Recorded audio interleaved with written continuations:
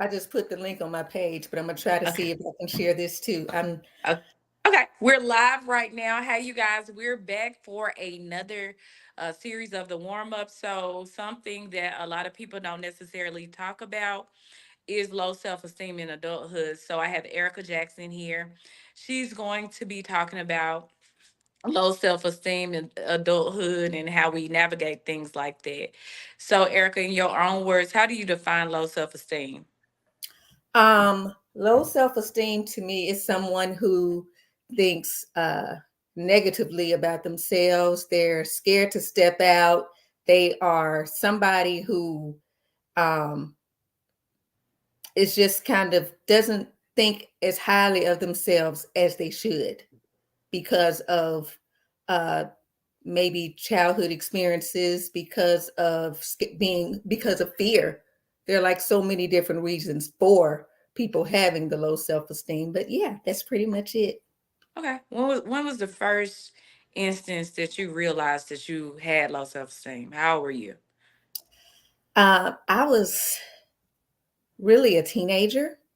I had the moments where, and I think I was like probably in high school, like a teenager, because when you're in junior high and you're in elementary, you're just having fun. And I started realizing that most of the time when I was around people, I'd be quiet for quite a bit. It's a big contrast to what I am now, but I would be quiet quite a bit until I got to know at least one person. And to that one person, I could talk a lot because I had somebody I could talk to then. But when I would get around others, I'm quiet again. Okay. So where did your low self esteem stem from? Like, what was it about you or your experience that you feel caused the low self esteem? Um, it's really hard to say because sometimes I think it was more so. I would say my brothers were more outgoing than I was, especially my twin brother. Yes, I'm a twin. Um, Especially my twin brother. So it would be like people would see me, but they would see them before they would see me. So I would be little Byron. I would be little Eric. And for if people did know me, get to know me a little bit, I was little Erica. Um, I started noticing that it bothered me. Like how sometimes people would be checking or they're doing the little things that children gonna do, that teenagers gonna do, and sometimes they don't mean any harm by it. Sometimes they do, but I wouldn't say anything. I wouldn't check back, and a lot of things I think I would internalize it. Like people would say a lot of times, "You so skinny, you're so this, you're so that," and you have people who talk about people who are big and people say you shouldn't say that or you shouldn't say it, but they never said it about the skinny people. It's like it's allowed then, and it's basically the same thing. So a lot of things that people would say, I would internalize it and I wouldn't speak up. And then I started noticing also that um if I was around friends, I was okay. But I was very self conscious about what I had on. I was very self conscious about um, if this is right or if that is right, or if somebody's going to say, you're not this, you're not that. I was very, very, very self conscious about what other people thought about me. Okay. And because of your being self conscious, like how did that make you feel overall? I felt alone. I felt like I was misunderstood and I didn't know how to get people to understand me. So sometimes I may say the wrong thing or I may do the wrong thing or, trying to do something that's going to make somebody notice me, like here I am, I'm here too. So I would try to do something and really I would pretty much embarrass myself because I didn't know what to do to be able to fit in. And I just did not fit in. So it took years to realize everybody's not going to fit in.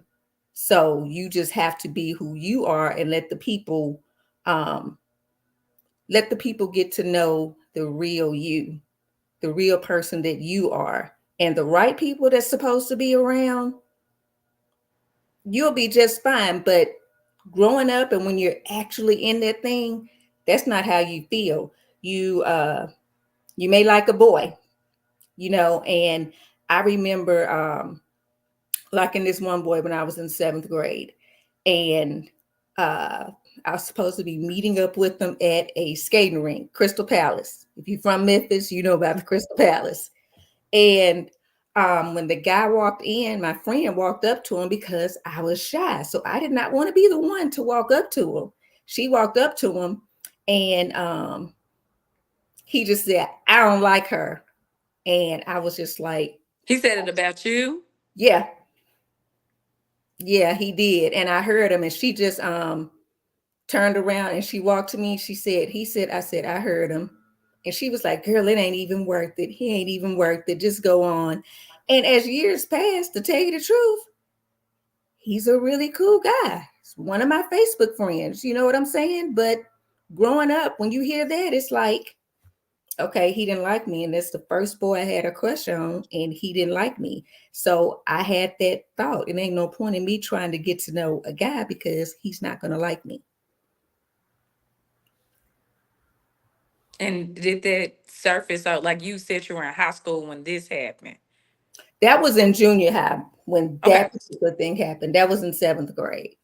So as time progressed and you grew into your adulthood, let's say your early 20s, how did you start to feel about yourself then? Did all the negative self-talk, did it heighten? Like what was happening in maybe your 20s? In my 20s, it was a whole lot better because I got to the point where I knew a lot of people because I went to, I had gone through, elementary, junior high, high school, a little bit of college, having friends at church. So I got to know a whole lot of people. So people who knew me then, they didn't really know just too much that I had low self-esteem. They knew that I would be quiet and I wouldn't try, I would just stay in my own lane. I would stay, with my own crowd or whatever, who I knew. And I started realizing, I started seeing like little things like, okay, I started trying to speak up more. And sometimes when I did, I might say something and somebody else could say the exact same thing that I said. But when I said it was like nobody really paid attention. But somebody else say it, oh girl, that's good. Or they laughing or high-fiving and stuff. And I'm like standing there. I'm not saying anything, but I'm thinking to myself, I just said the same exact thing verbatim, and nobody said anything. So my thought was, okay, nobody's gonna listen to me. So I can remember I was probably a little bit out of my 20s, maybe early 30s. um I started having this, it was this scripture that God kept giving me, where when God called Jeremiah said, I can't speak for you, I'm only a child. And he kept bringing that scripture to my remembrance. And I remember I said, well, I feel like Jeremiah. I can't speak for you. Nobody's going to listen to me. It's not because I'm a child, it's because nobody's going to listen to me. So it seemed like it was a different kind of thing. It wasn't like I'm trying to please everybody or I'm trying to fit in, or it was like nobody's going to listen to me anyway. So what's the point of speaking up? And I remember going to church one night, and the speaker, it was a woman, was getting up to speak. And just as she was getting up to speak, God said, you can do that. I'm like trying to look at a book. I'm like, I'm not listening to this. Mm-mm. He ain't talking to me. And God said it again. You can do that. And I said, no, not me, God. I don't have that kind of power. Hmm. And so I remember she started speaking, and she was talking about writing down the things that's keeping you from stepping out and doing what you're called to do. And that Hmm. was interesting to me because I had had so many things inside of me. I remember in 2004, I had the idea to do a stage play that was about a prodigal daughter with the twist of the whiz. I had the idea to do a business conference and call it Manifest. I had all these ideas. And now These are things that I have actually done now, but I didn't do them till 14 years later. So I was having all these ideas and I'm hearing God say, you can do that. I'm like, no, I don't have that kind of power. So she told us to write down the things that's keeping us from doing what we were called to do. And I wrote the three things down. So at the end, she told us to come up and to throw the piece of paper away and to pick up a new word. So as I was walking to my seat, I opened up my new word and it said power. The very thing I had just said I did not have. So it's like God was giving that to me. And it still was many years after that. It wasn't until I can't remember what year that was, but it wasn't until I was at Innovation Church, the church I go to now. And it was so much that I kept saying that I wanted to do. I want to do this play. I want to do this conference. And these are the same things that I had been saying for years, but I wasn't doing it. And these were the same things. And my pastor said, then you better step up and be unleashed. And so I did. He said that. I don't know what came in me, but it was like what I realized. I'm trying to do a conference that I want to call Manifest, but God had to manifest some things inside of me before I could just actually step out. I had to build my self-confidence. I had to build my low self-esteem. I had to I had to grow up a little bit. You know what I'm saying? Because and I had to realize that I don't have to please everybody. And the person who I needed to make a priority is me because I'm always making everybody else a priority. But when it came to Erica, it wasn't important because nobody was going to listen to me anyway. Mhm. I have a question. So, what is the difference between low self esteem and being an introvert? Because some people would say, well, I don't have low self esteem, but I may be a recluse, but not necessarily because of my esteem, but because I'm an introvert. I'm not an extroverted person who's out there. So, what is the difference between being an introvert and having low self esteem? I think somebody who is an introvert, um, they still recognize who it is that they are. They recognize their identity and they're not too much worried. They're still not too much worried about um, what other people are thinking, or, they are telling you right here, this is the kind of person that I am. So they're not staying back because they have a fear of stepping out. They're staying back because they're not necessarily staying back but it's because it's their personality. It's a part of their character. Somebody who is low self-esteem, that's not going to matter. That's not going to matter. You're still going to be scared to step out. So it's not about being scared. It's just about this is who I am. Okay. What are some progressive, let's say somebody does acknowledge that they have low self esteem at a later age, what are some progressive steps that they can take to overcome low self esteem? Um, Start realizing one thing that you can do. Well, the first thing you can do, What did you do? yes, the first thing you can do is realize that there is this really, really big word that is so small, girl. And it took me years to learn this word. It's called no. Learn that you can say no to people. It's okay. You don't have to do everything that everybody else wants you to do. Um, and then for me, I had to step back. I prayed a lot. I'm a very spiritual person. And so I prayed a lot. And um, I would say for me, everybody else may not be able to do this part, but for me, I had to ask God to take out what doesn't belong and put in me whatever I need to be able to step out and be the person that He called me to be. Um, I would say also to just step out and do it. Step out and do it because there's so many what ifs that we have. What if I get out there and I can't say anything? What if I get out there and um, people are still not listening to me?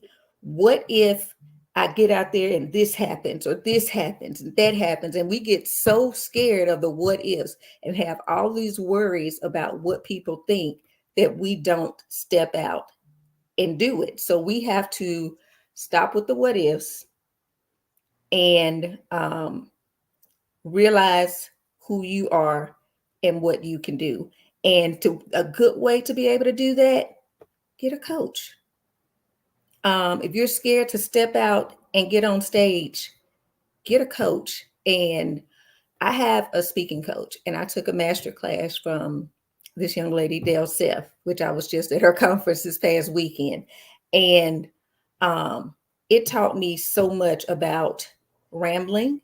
It taught me about, when you're nervous and stuff and you're doing a whole lot of moving around. It taught me the things to do. And then actually talking to a coach to learn these are the things that's holding me back. These are the things that I need to let go of. So talking to somebody. Um, and then once you've done these things, step out and do it. You have to step out and do it. It's never too late. It doesn't matter how old you are. I started to come out of low self esteem in my 30s. In my 30s, I am 47 years old now. So it seems like that's a lot of years, but it really isn't if you really think about it. Um, and so I remember I came across well, I came across most people hear the scripture Habakkuk 2:2, write the vision and make it plain. But Habakkuk 2:3 says, for the vision is for an appointed time. Though it tarries, wait for it. It will surely come. So realize it doesn't matter if you're in your 30s. It doesn't matter if you're in your 20s. It doesn't matter if you're in your 40s. Whatever age it is, step out and do it because it's not too late. And at the time that you do it, you would have grown inside and you have a lot more people that you can help. That's why I do the things that I do now. I absolutely love to see people move forward. I love to help build self esteem in others. One of the things that I do, um, I used acting too, because when I was acting, when I'm on stage, I'm somebody else. So I don't have to worry about um, what I can't do because that's Erica. But when I get on stage, I'm somebody else. And it's like I become alive. And I started using that to also help build self esteem in teenagers, in um, children, even in adults. And even now, when I did a play a few years ago, every time I've done one, I've had people who had never acted before, but I helped them to bring out what was already inside them. And when I tell you, it was amazing what came out of them when you started letting them know, you know what, you have it. You can do this. I see it in you. All you have to Mhm. do is step out and believe in yourself. You know, step out. Don't just take the words that I have, you make that character your own and step out and do it because it's already in you. Okay, so let's say a person says, I don't, because, some people do want to coach, but some don't. What are some practical ways that you can build, like not necessarily guided ways with the coach, but what are some practical ways that a person could build their esteem just on their own? Um, I would say, as I said before, learning to say the word no. You can also um, do different techniques. When you feel yourself becoming afraid to do something, take a deep breath, breathe, count to 10, whatever you have to do, and keep telling yourself, I can do this. Get up in the morning, look in the mirror, and say affirmations. I can do this. I am worthy of this. Can't no one stop me. I'm beautiful. I am I am not fearful anymore. I'm going to step out. I'm a survivor. Whatever it is, give yourself these affirmations morning after morning after morning and say it out loud. Okay. Write it down and then say it out loud because what you speak, you will start to believe. What are some indicators that because some people do have kids or work around kids, what are some indicators that your child may have low self esteem or their child may have low self esteem? Um, you may see that they're not around a lot of people. You may see that they're kind of clingy. Once they get close to some other people, they get kind of clingy because they're scared to step out. Um, when someone is speaking to them, they may be looking down because if you look up, then you have to face someone and you have to look them in your eyes, and they're going to see, okay, you know, this is not the one, or she's not good enough, or whatever. People, they feel like if I look them in their eyes, they're going to see that I can't do this. They're going to see the fear in me.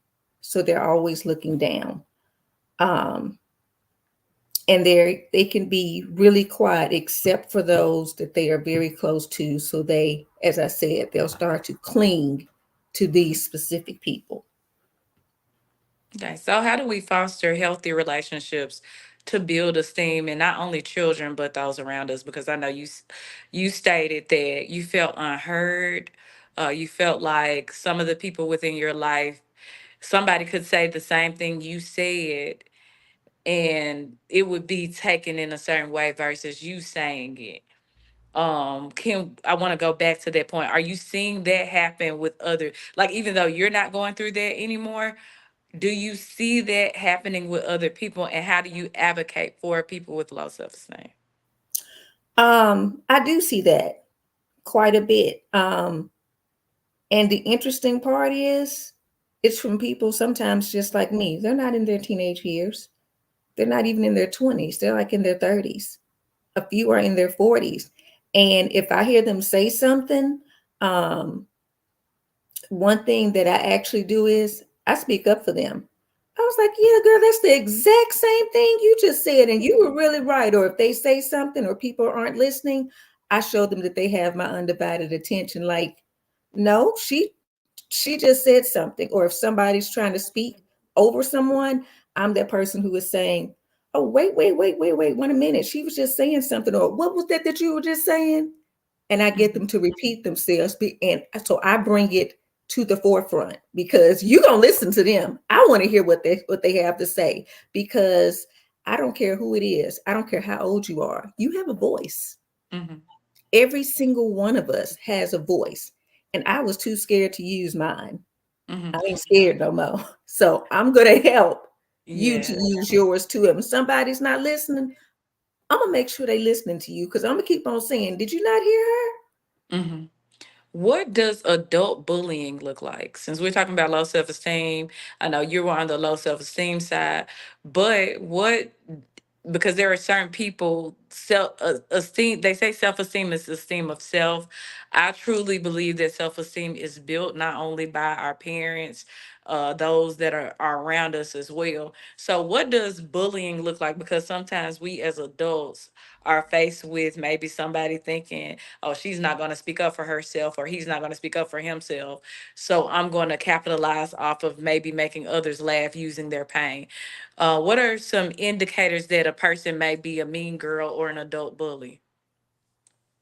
Something that I have seen in the past, and it made me so upset. I remember seeing this young lady, and she was pretty young. She was like probably like early 20s, and the person who was talking to her was in early 20s too. And the person came up to her and was just really talking mean to her, like, like she was nothing like, uh, then stay there then, or then do this then. And the girl didn't say anything. She just, kind of sitting there, and the girl was like really talking down to her.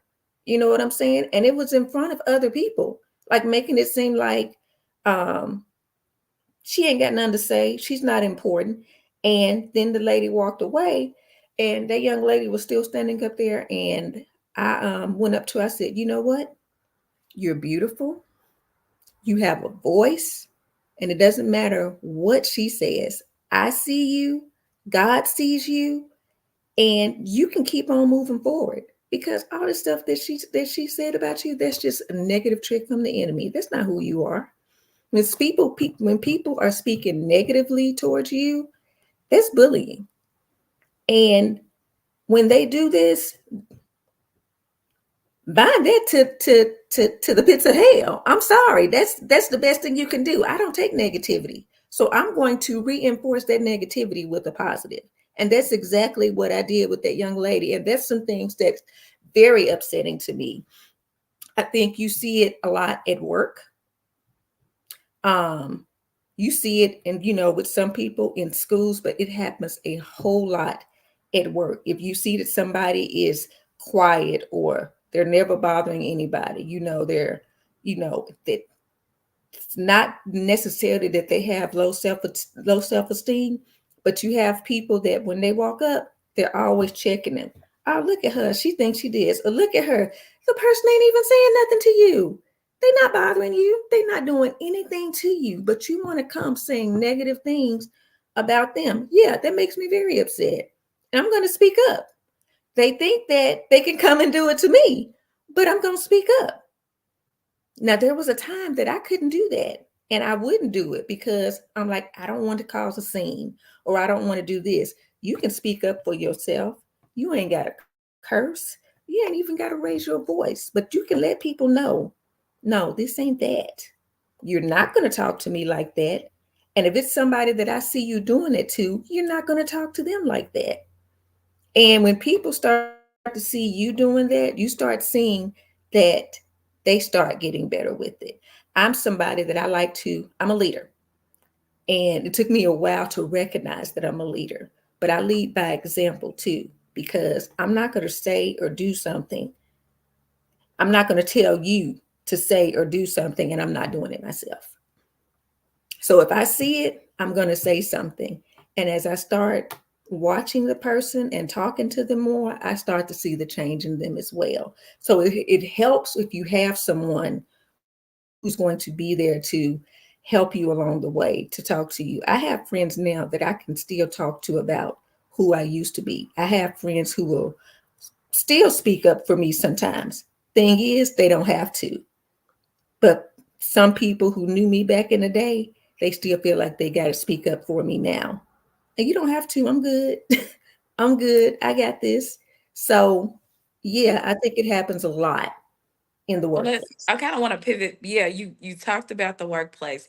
Let's talk about dating. So navigating low self esteem, in your adulthood, and what are some indications that your male or female partner may be instilling low self esteem in you? Because there are some cases where people try to break people down emotionally in order to keep them dependent upon them. So, what Right. may be some indicators that a person's spouse or significant other is trying to diminish their esteem?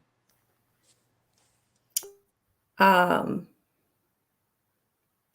Someone like if it's a spouse, or I say someone in a relationship, because of course I've never experienced being married or what, that looks like, but sometimes I do still recognize it.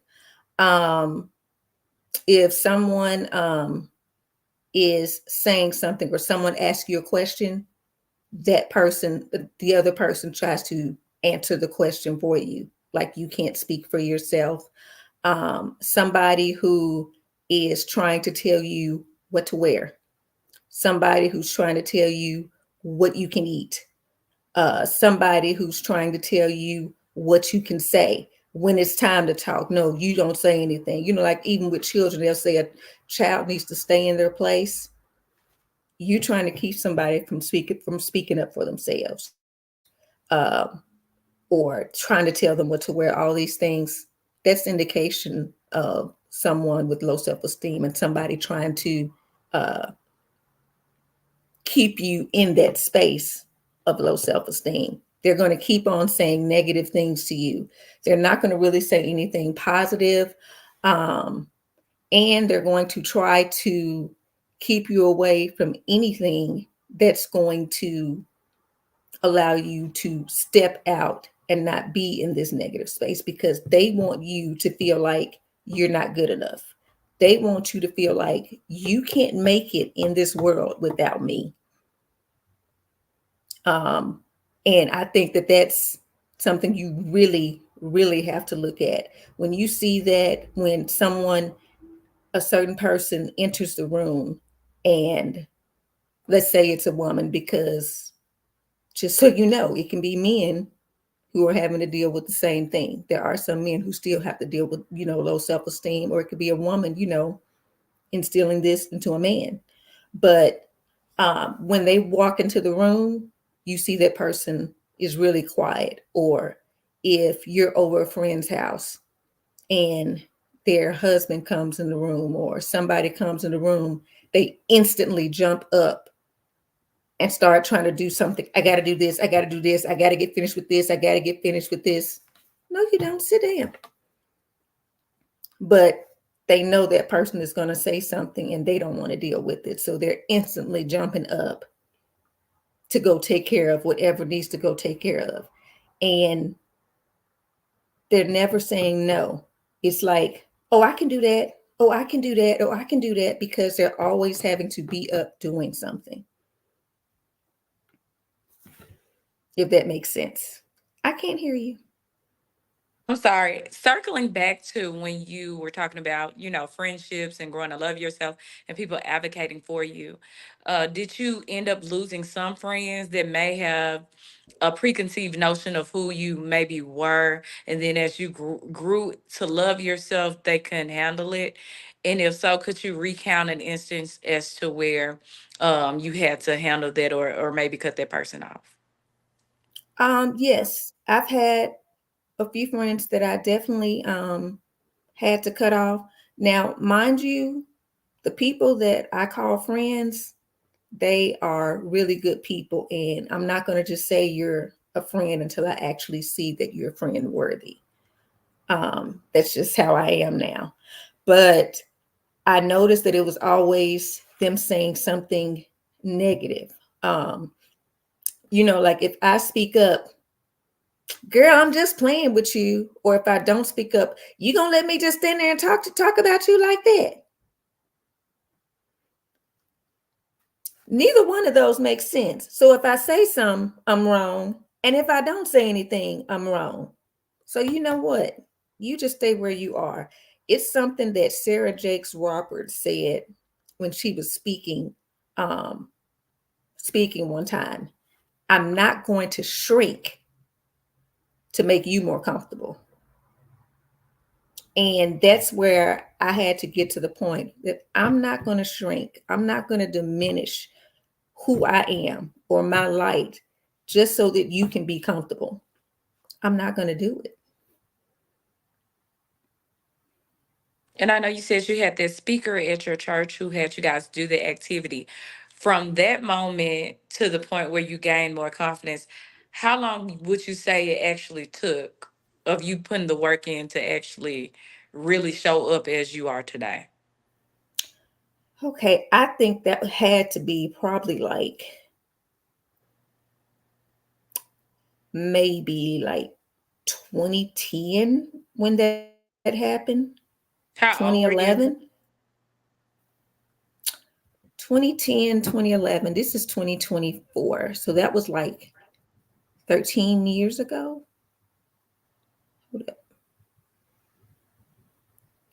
No, it was probably even longer than that.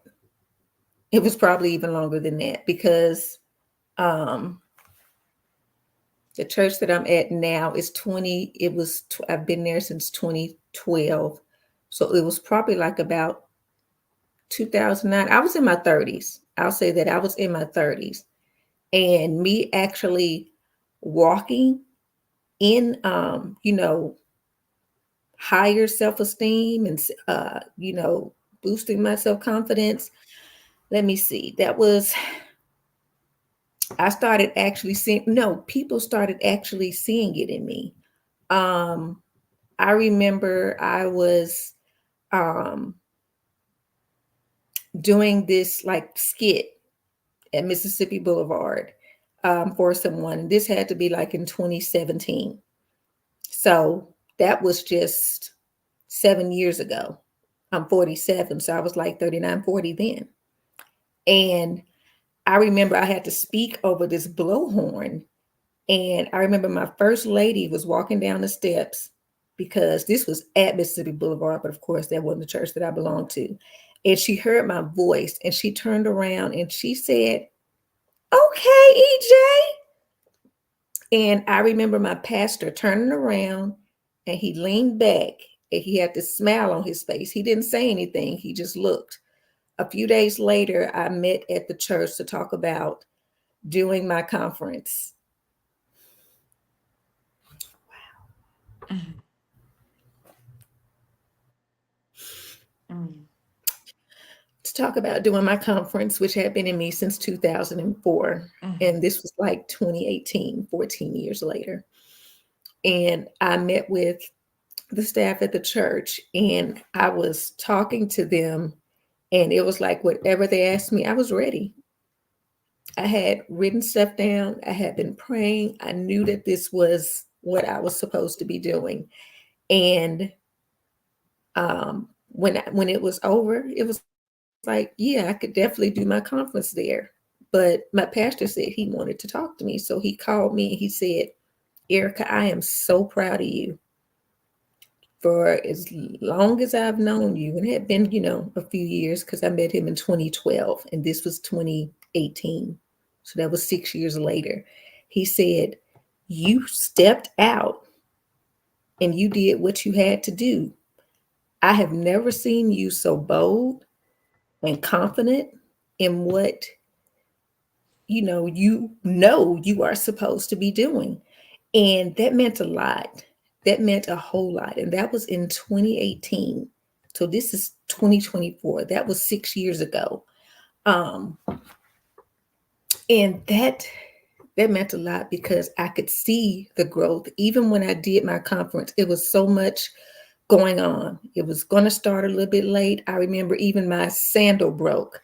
And I remember I picked up that sandal, I took it off, and I took off the other one. I kept right on going. I kept right on going. I knew that this is what I was supposed to be doing. And the way I saw God move at this conference, I was on a spiritual high for like almost a month. Not just because, oh, I finally did it, it's over. Not just because it was a great conference. Mhm. It's I, it's take your time. It's okay. I saw the growth in me. Mhm. I saw that despite adversities, despite the detours, despite the things that I had gone through. I was the young lady who flunked out of college at first with the 1.0 and went back to school in 2009 and graduated summa cum laude, graduated with the academic award, with the social services award, 3.92 grade point average, a 1.0 to 3.92. This was who I was. I wasn't that little girl anymore. I wasn't that person who was scared to step out. I was somebody who recognized that she had a voice, and I started walking in my purpose at that very moment, and I have not looked back. Um, Earlier this year, a friend of my oldest brother called me because he wanted to learn more about podcasting. So he was asking me questions and stuff. And I remember he said, "Erica, I'm going to tell you this before you get started. I never knew you had it in you.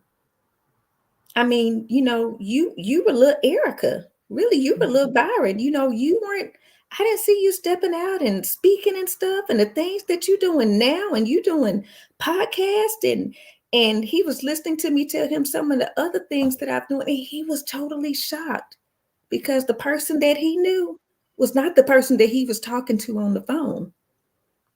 So it was very evident that people was seeing the change in me and it felt good. It felt good. That's a place I never want to go back to. I Okay. never do. And I'm not going to lie. Sometimes there are some things that make me feel like reverting back to that person.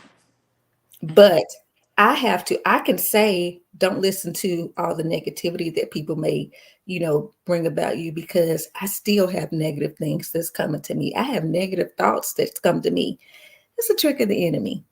He's going to make you feel negative because he doesn't want to see you grow to that, get to that space, go from detours to destiny. He don't want to see you do that. He wants to see you fail. And he's going to do whatever he can through all the negativity. That's why you can't listen to that. You have to combat that negativity with the positive. I know from experience Mhm. because sometimes it still creeps up on me and it's real hard at times because when it keeps getting to you and you keep hearing the negative things and it seems like things aren't going the way that you need them to go, it's real easy to revert back to that or feel like nobody's going to listen to you. I dare not go back.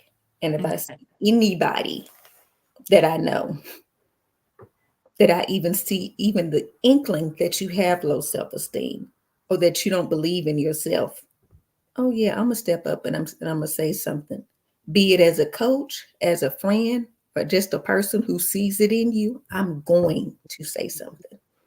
Okay. So there are a lot of people that I've interviewed that, as far as like moments where they've had low self esteem, they say the statement, I feel invisible or I felt invisible. Could you take me back to a time where you were battling low self esteem that you felt invisible and how did you overcome that? I would say most times that I felt invisible is those times when I'm saying something and you act like you don't hear me. Um, and somebody else says it and you're listening to them. I'm like, okay, they don't hear me, so I might as well walk away. You know how I started dealing with that now. Um, Another thing is when I'm standing there talking to someone and somebody else walks up and starts talking to that person that I'm talking to, like I'm not even standing there. And the person that I was talking to literally stops talking to me and starts talking to that person, like I'm not standing there. That still happens even today. And I'm like, okay, there used to be a time that I would just get up and walk away. And sometimes I still do get up and walk away because I choose to pick my battles. Some things not even worth it. Um, but sometimes I kind of like make a joke of it in a sense, and I'm like, so you just gonna step up and talk to them like I ain't even standing here. You do see me, right? Hello. And then they like turn around, girl, I didn't even see you. Yeah, you did. And I will say that point blank. Yeah, you did. So family. Did you grow up with a strong sense of people? Like, was it one of those things where I had parents who poured into me. I just had low self esteem on my own. Or do you feel that you weren't poured into by your family group as far as like you're amazing, you're beautiful, you're this, and that? And how can parents ensure that they're creating a healthy space or a healthy esteem dynamic for their children based on what you went through? I feel like my parents did tell me that I was beautiful. Um, that was a positive side. And I grew up in a home where um, I had two brothers and there was me. And my dad was in the home and my mom was in the home. So it was a full family, but I was the only girl. Um, there were times that it was like, and I can't say that my parents were just trying to make it seem like I can't say that that was a self esteem thing then. I think it was a gender thing. Because, my brothers, they play basketball. So I had these big Coke bottle glasses. I was wearing those big Coke bottle glasses when the guy said, I don't like her. So I felt like it was because of my Coke bottle glasses. I wasn't wearing makeup till like junior high, probably like ninth grade. So, but my brothers, they had already gotten contacts. And it was because they were playing basketball and, they were doing other things to where they wouldn't need their glasses. But I didn't have that. Um, I didn't have a cell phone. They had a cell phone before I did. But the reason being was because most times I was always at home Mm-hmm. and they wouldn't be because, like I said, they were more outgoing then than I was. So it was years before I got a cell phone and they had already had one. So it was, little things like that. But I wouldn't say that was because self esteem. It was because, I mean, like as far as them building you up, like I'm saying, yeah. did But your family dynamic build you up? Like, did they build? I feel that esteem is built through hell. Like you see people like you're so pretty, you're so nice, like baby, maybe the father they being like, did. look at my little princess, and just building their kids up. I'm saying, did you experience those things from your family dynamic from your family? I did. Okay. Yeah, they would definitely always tell me that I'm beautiful, and something that I can say it was some things that I said I wanted to do. Um, I can remember saying that I wanted to act or learn more about acting. It was like this group that came to our junior high school once, and they were acting and doing all this fun stuff. And I thought it was so great. I thought it was so awesome. And so I said something to my parents, and they were trying to see if they can get me into some acting classes, but girl, them things were so high. Mm. So it was like trying to find ways that I could actually use what I love. They even took me to see my first stage play. I remember it. It was called Mama I Want to Sing. So they did that too, building up, telling me that I'm beautiful and trying to make sure that they instill in me that, doing the things that I like doing, introducing me to that area. And if I said it was something I was interested in, I remember even going to I forgot it may have been Casablanca modeling or whatever, but it was I extremely, remember. yeah, it was Love extremely it. hot too, because it's like, you're the perfect size. Cause back then, growing up, being skinny, oh, that's perfect. That's the perfect model age. That's the perfect this, the perfect modeling size or whatever. So someone said you could be a good model. So I went to one of these programs that they have to like see about signing up, and but it was one of those things where they say, oh, you're beautiful, you really got it, but I think you could possibly use more classes, so you got to pay all this money. Mhm. And that was the reason why I didn't do it. So it was like, trying to put these avenues out there and everything.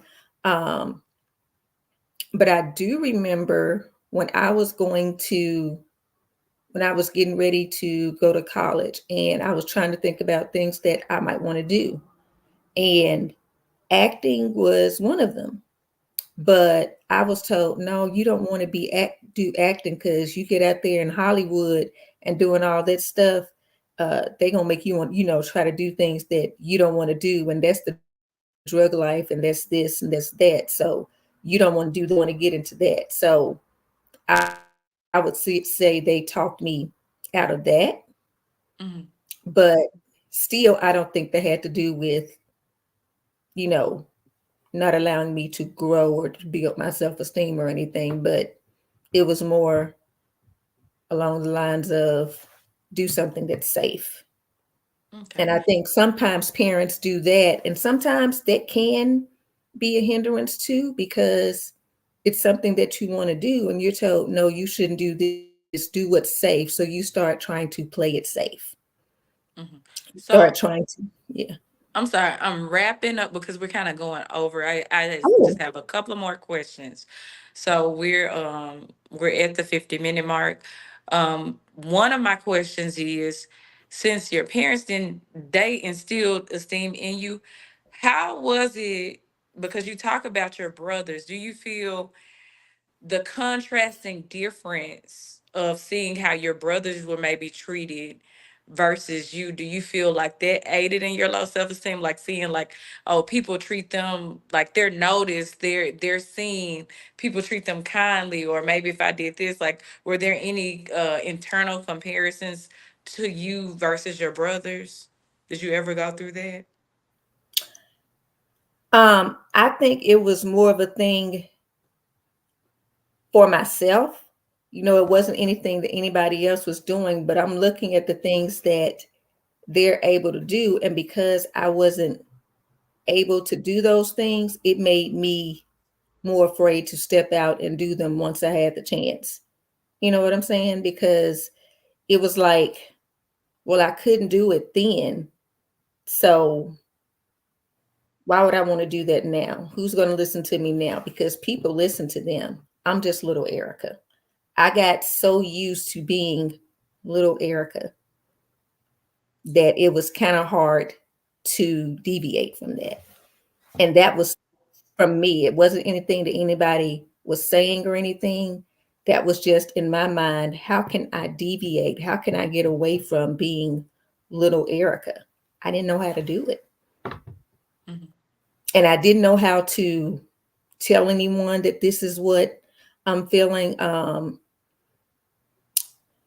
It's so much I can say. I even forgot to talk about even how it stems into your relationships, because it's so much, girl, it could be a part two because it's just so much that low self-esteem can get you, because you can if you're not careful. Luckily, I didn't have to really get too far into this, but you can end up meeting the same type people all the time because you're being too clingy, or you feel like you need somebody to take care of you because you're scared to step out and do it yourself.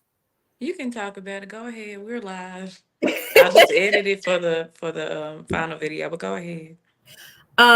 It's just that thing that when you get into a relationship, you have to go into a relationship not looking for someone to just take care of you.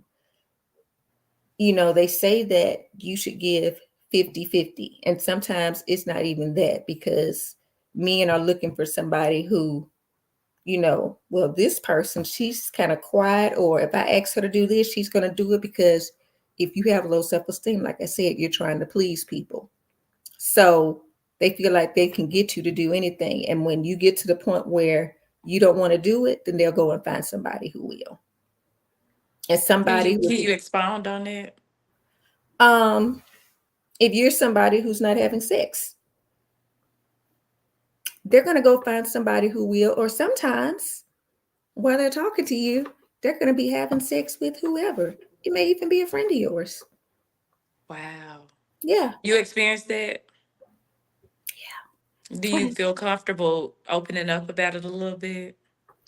Um, I can talk about it a little bit. I won't say names or Yeah, no, anything. you don't have to say names. Yeah. But it's like a thing of, you know, you have some women who put themselves out there and they don't care if a person is in a relationship, especially if they know that that person um, is a so-called friend and they're quiet, or they feel like that person's not going to say anything. It's like, I bet you I can get her man, that type of thing. And they're not actually saying it, but they're saying it to other people. And then you're having people who's coming to you saying, oh, she was talking to him and she was doing this, and you felt it, you knew it. It's just you getting the confirmation. So yeah, yeah, I've actually experienced this on more than one occasion. So on more than two. Yeah. Your friends dating the guy you were dating? That happened once, or I would say, because being some of that was in my 20s. So I would say, even if you're just talking to somebody, but it's very well known that you two were talking. And yeah, yeah, they would. And they would think that I didn't know. And Did you with one do you person, feel I like think, cared? huh? Do you feel they cared that you Mm-mm. knew? Mm. No, I don't. I don't. I don't at all. And in hindsight, that was okay, because if you're having to deal with people like that, they don't need to be in your lives anyway. So, me being who I am now, it's okay. It's some things that I had to learn. It's some things that I learned about myself. And like I said, I'm not going to shrink to make somebody else more comfortable. Um, but I would say realize your identity, realize who you are, and don't let don't let any man tell you that you have to do this or you have to do that if you want to stay, if you want to stay with them. Um, Someone who really truly cares about you, you're not going to have to deal with that. You're not going to have to deal with that. And you have to be comfortable enough to know that I can walk away from this person because they're not worth it. They're not worth it. They don't mean me any good. If you can be someone who's supposed to be a friend, but you're trying to talk to somebody that I'm talking to, you don't mean me any good. None whatsoever. So why would I want to have you around? You don't even fit in this place that God is taking me to. You don't fit along this journey, because I need people who I can trust. I am really big on being able to trust you. I don't care if you're somebody who I'm talking to. I don't care if you're a boyfriend. I don't care if you're just a friend. I have to know that I can trust you in my space. And if you're talking about me when I'm not around, but you smiling in my face, you're not my friend. If you're going to just tell me something that you think I want to hear, that's not my friend either. It's not. Okay, so low self esteem in dating. We talked about the friend, or maybe one. Let's just talk about one instance. Let's talk about the first time one of your friends started talking to someone you dated, and you had low self esteem. After you figured out that they were messing around, how long did you stay? I didn't. You left. Hmm. Um, I can remember that I had been feeling it for quite some time, and I kept praying about it. And I said, God, if I'm right in what I'm feeling, reveal everything I need to know about them.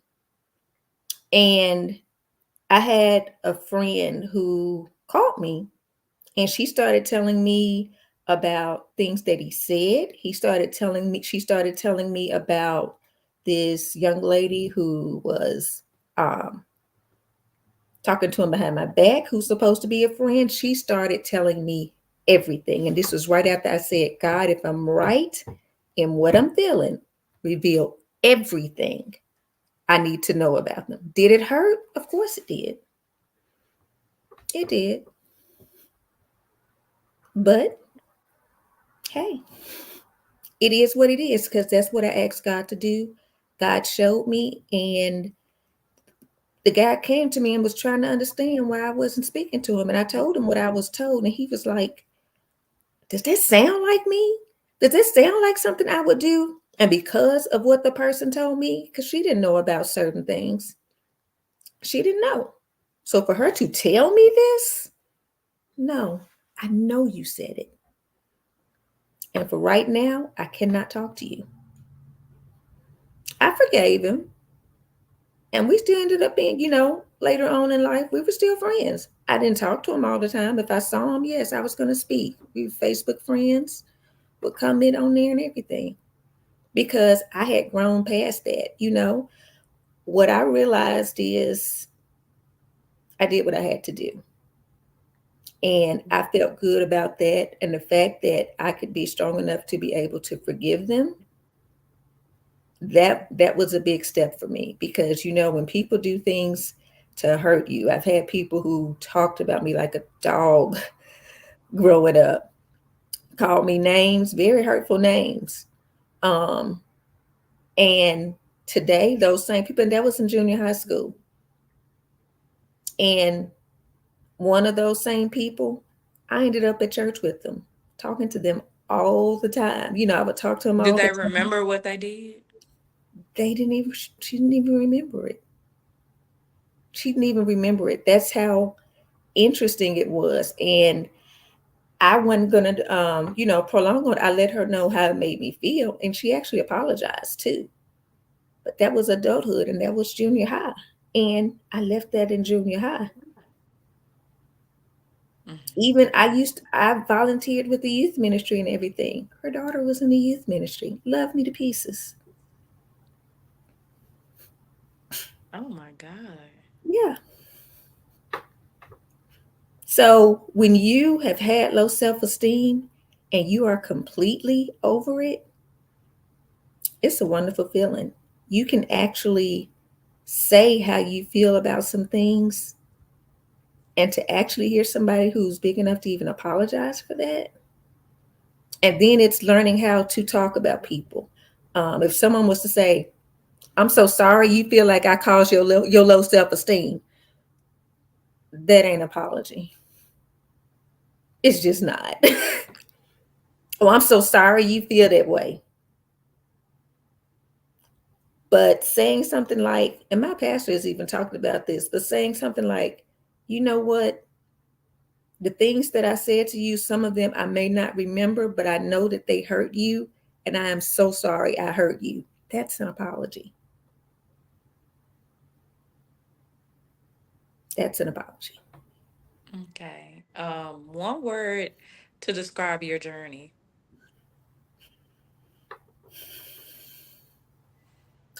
Um, Worth it. I know That's there's two two words. words. You gotta use There's two one. words, but they go together. It's that worth it. No, it gotta be one. Come on. Okay. Um, I would say my journey has been um, amazing. It's been an amazing journey because I wouldn't change a thing. Um, I am a person, I wrote a stage play called Detours. I have become the Detours chick. I'm always talking about detours and I'm always talking about manifest. Those are two very strong words. Um, but the thing about the detours, you're going to get some cuts, you're going to get some bruises, you're going to cry a lot, but you're going to grow from it. It's so much, you get stronger, you get wiser, and I thank God for every single experience that I have had along this journey because it has made me who I am today. God has used some amazing people to help me along this journey, and I'm grateful. I'm grateful for the journey. I embrace the journey. I embrace the detours because guess what? We all have them, and it's going to be more to come. I embrace it.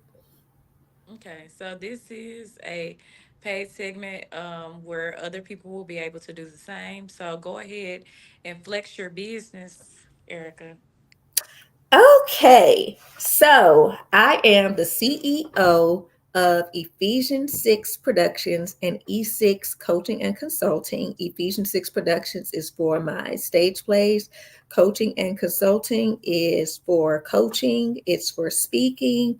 I'm working on my first book, From Detours to Destiny, so it will fall under that. And my conference, Manifest Conference falls under that. If you want to book me for coaching or for speaking, you can go to www.eph, the number six productions.com to book me. You can also send me an email to Ephesians, the number six pro at gmail.com. I am on Instagram um, as Ejizzle, a name that my pastor gave me. Ejizzle, I believe that's Ejizzle 31, Ephesians 6 Productions, E6 Coaching, and of course, Cat Podcast. And I am on Facebook as the same things, but instead of Ejizzle, it's Erica Jackson. And I just mentioned Cat Podcast. So I am a podcaster. And for those of you who watch this, maybe later on, I could make sure that we can get into the comments the link to our podcast to be able to um, subscribe. I am on the podcast with my co host and the founder, Jerry Davis, who's also a life coach and motivational speaker. Okay. Do you have anything else, Erica?